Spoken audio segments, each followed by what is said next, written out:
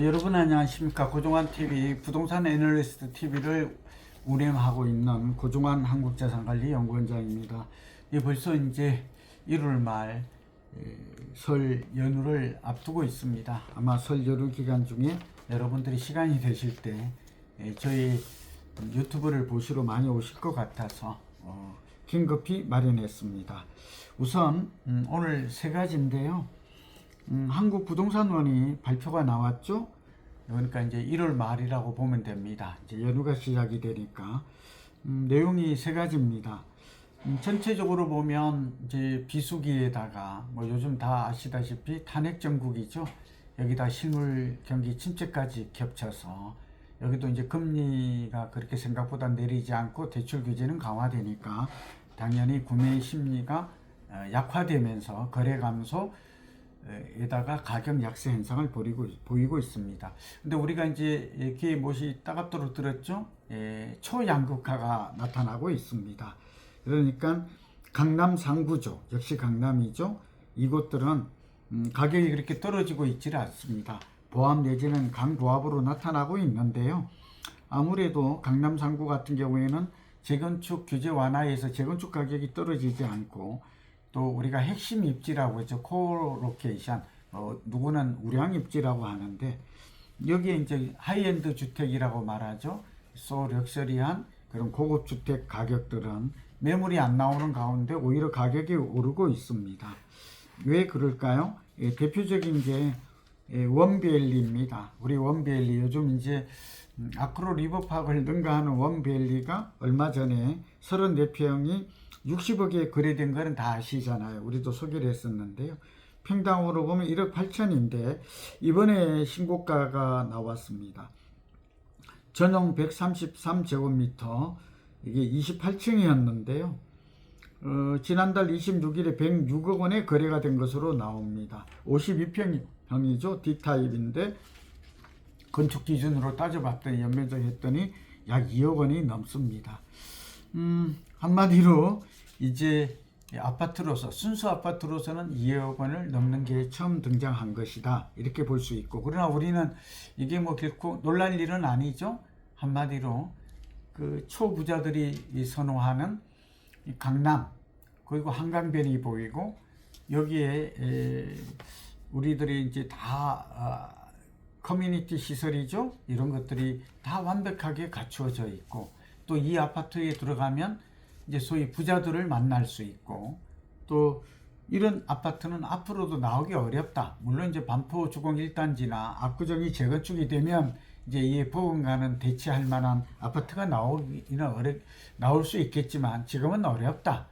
그리고 이제 외국에 비하면 그런 얘기 했었죠. 싱가포르나 홍콩의 소럭셔리 하이엔드 주택에 비하면 또 우리나라 서울의 강남 아파트는 그렇게 비싸다 볼 수도 없다. 이제 PIR 얘기했잖아요. 소득 수준이나 공급이나 이런 걸 감안했을 때 그렇게 말할 수 있을 것입니다.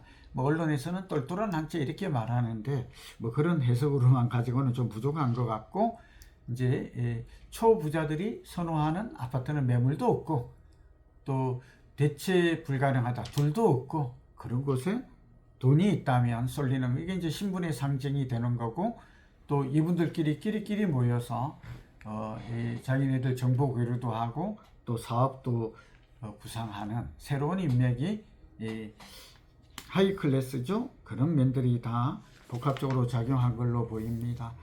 설 이후에는 이제 어떻게 될 것인가 하는 것인데 최근에 나온 보고서를 하나 보니까 좀 눈에 띄는 게 있어서 부동산 하나금융경영연구소에서 부동산 엘리사 자료를 가지고 나온 걸 좀 설명을 드리면 올해 상반기 주택시장은 대외경제 여건, 부동산 규제 환경 그러니까 지금 규제 완화가 되기가 좀 어렵잖아요. 윤석열 대통령이 지금 탄핵이 되어 있어서 기대만큼 못 미치고 있는데 어쨌든 규제 여부, 기준금리. 이 기준금리가 이제 보니까 트럼프가 금리를 내려라 이렇게 돼 있어요. 유가도 내리라. 우리도 좀 내릴 것 같은데 기준금리가 언제 얼마만큼 내리는가. 그 다음에 전세 가격이죠. 우리가 주거용으로 공급이 입주 물량이 줄어드니까 올해는 전세 가격이 뭐 적어도 내리지는 않을 것 같다. 적어도 강보합 내지는 상승세가 될 것 같다라는 게 저도 그렇고 대부분의 수급 예측에 보면 그런 예상이 가능합니다. 그리고 이제 물가 상승. 물가가 상승하면 사실은 부동산 그 자체로는 인플레 해치 기능이 강하기 때문에 돈의 가치는 떨어지고 실물 자산은 올라가는 거거든요. 그러나 물가가 오름으로 해서 금리를 내리지 못하는 점, 그리고 경기가 침체되는 점, 이런 것들을 제가 스태그플레이션 얘기했나요? 고물가, 저성장, 이런 것들은 부동산에도 하락 요인이 된다고 볼 수 있습니다. 그러니까 이제 주택시장 전망을 보면 이제 올해 상반기에는 상저하고, 말하자면 상반기는 좀 약세를 보일 가능성이 많고 하반기로 갈수록 회복 내지는 강세로 전환될 가능성이 있다. 이것도 이제 말하자면 탄핵 정국이나 지금 경제 성장률이 하면도 2%에서 1.8로 낮추었는데 이 반도체나 자동차 우리 수출 경기가 이제 트럼프 효과 때문에 어떨지 걱정이죠. 이게 안정화된다는 가정하에 상저 하고를 예측할 수 있고, 뭐 서울 같은 경우에는 올해 상반기에 떨어지면 하반기에 추가 하락은 없을 것이다. 수도권도 비슷하죠. 다만 이제 양극과 지방은 올 하반기 좀 늦게야 좀 회복이 될 것이다. 미분양이 해소되고 또 역원정 투자라고 해서 서울 사람들이 그렇게 하려면 세제나 금융상의 혜택이 일부가 좀 완화가 됐지만 아직은 역부족이다, 이런 말씀을 드리고, 이제 또 하나는 상업용 시장입니다. 마침 빌딩 시장에 CBRE 코리아가 보고서를 내놓았는데요. 국내 상업용 시장의 전망 보고서라서 요즘 저 주변에 사옥을 마련하고 싶다는 분들이 많아요. 그리고 이제 작은 여유 자금이 있다면 꼬마 빌딩. 왜냐하면 혹시 민주당이 집권을 하게 되면 다주택자의 종부세라든지 양도세, 윤석열 정부에서는 완화 쪽으로 갔지만 다시 부활하지 않을까, 이런 염려 같은 것들이 있을 수가 있습니다. 그리고 대출 규제가 또 강화되니까 상업용 부동산은 그래도 한 60% 정도 대출이 나올 수 있거든요. 주택은 40% 정도죠. 50%를 넘기가 어려워요. 그래서 오피스 시장만 놓고 보면 지난해 약 13조 원 규모가 거래가 진행이 됐고, 또 물류 부분이라든지 호텔이라든지 여기 그런 부분도 상당히 거래가 좀 A급 위주로 이루어졌다. 그러니까 서울 같은 경우에는 소위 말하면 강남 빌딩, 강남, 용산, 성수 이런 지역들, 그리고 여기에 이제 오피스텔 같은 경우도 좀 얘기하면 전세 사기 여파로 또는 아파트 매물이 좀 줄어든 여파로 오피스텔의 임대료도 좀 올라가는, 그러니까 오피스텔을 가지고 계신 분들은 팔지 말라고 제가 얘기를 했잖아요. 그런 의미에서 올해 상반기에는 서울 같은 경우는, 아파트 같은 경우는 실수요자는 이제 저가 매수 기회로 역발상으로 삼아도 되지 않을까. 그리고 자금이 한 20-30억에서 한 100억 정도 이렇게 있는 분들은 이제 강용성, 그 다음에 제가 늘 말했던 강북 지역의 새로운 신설 역세권이 되는 뭐 GTX 이런 곳들이죠. 그것들은 좀 긍정적으로 매수의 관점에서 사면 되지 않을까, 사도 되지 않을까. 내년 이후에는 집값과, 그러니까 주거용 부동산과 업무용 부동산과 토지 모두 강세를 보일 가능성이 많습니다. 토지는 역시 지금은 매입한다면 용인을 가장 추천하고 싶어요. 넓게 보면 용화평인데 용인이 핵심이죠. 그 중에서도 처인구에 이동하고 남사업이 될 것 같거든요. 저도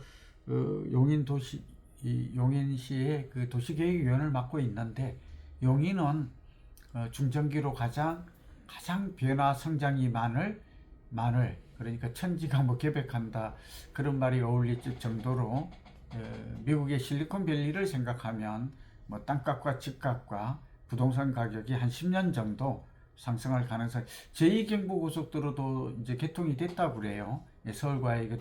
그리고 이제 뭐 아시다시피 반도체 클러스터가 들어서게 되면 여기에 총 650조, 우리 정부 예산이 670조니까 앞으로 10년 동안 정부 예산에 해당하는 돈을 마구 뿌린다, 이렇게 해석해도 될 것 같아요.